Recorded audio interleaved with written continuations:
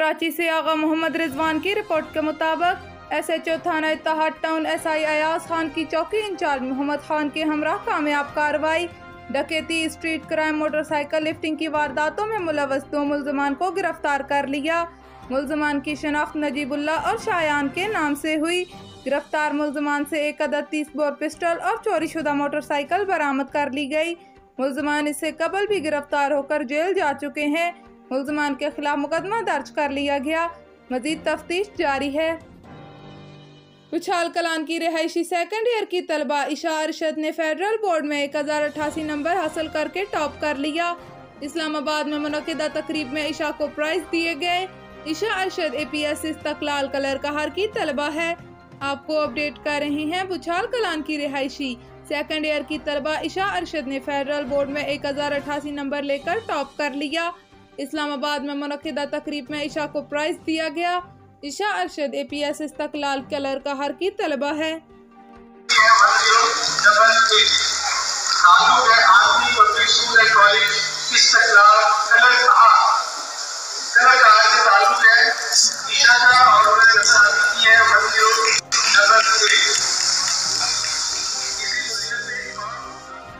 मरकजी जमात अहले सुन्नत पाकिस्तान कराची के अमीर मुफ्ती मोहम्मद अलीम कादरी ने कराची प्रेस क्लब में प्रेस कॉन्फ्रेंस की।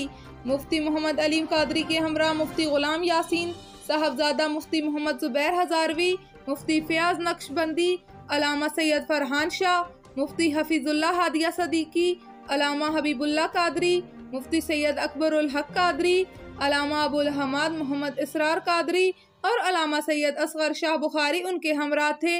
इमरान बैठे हैं वो सिंध में कोई तरक्याती काम नहीं कर पा रहे और आवाम का जहन को मजहबी मामलात की तरफ लगाकर आवाम की तवज्जो हटाना चाहते हैं।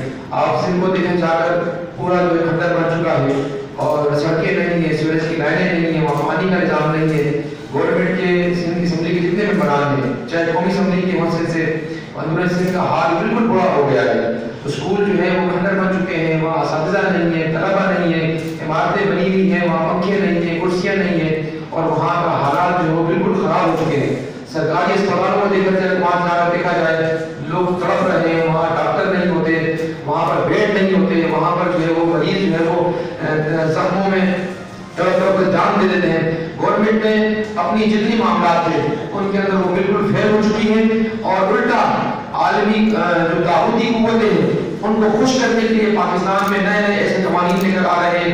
मजहबी हलकों पर वो नाजायज जो है वो पाबंदियां लगाने की कोशिश करते हैं कि हम बेरूनी आकाओं को खुश कर सकें, उनसे जो है वो हम इमदाद ले सकें, फंड ले सकें और इसलिए वहाँ पर फैल के वहाँ पर नंबर बढ़ सकें। इस हवाले से वो कोशिशें चलती रहती हैं।